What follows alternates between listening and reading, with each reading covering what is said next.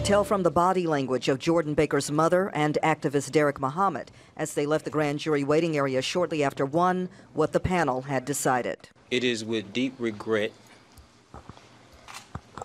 that we announce to you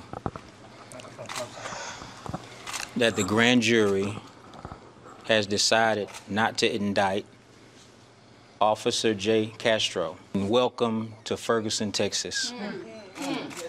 Out of 93 police killings, there have not been one indictment. I was hopeful. I've always stated that I believe in God. A wise friend said, justice delayed is not justice denied.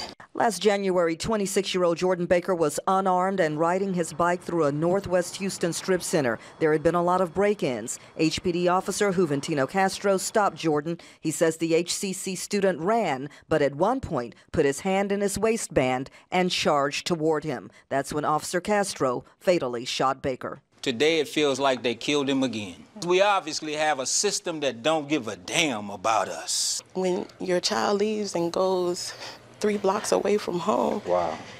3 blocks. 3 blocks away from home, you expect them to come back. The blood is on the hands of the district attorney's office and the grand jury who just made this asinine decision. Now let's go to Andrew Horansky with more on what led to the grand jury's decision. Len, that panel met 4 times in recent weeks and heard a total of 22 hours of testimony. And prosecutors described their unique challenge as this: not whether the officer had probable cause to shoot, but rather would anyone in his situation feel so in fear of their own safety that they would have done the same thing.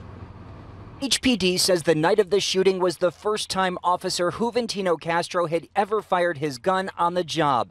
He was a 10-year veteran of the force, and though the district attorney's office would not elaborate on how the grand jury finally voted, it is defending the process.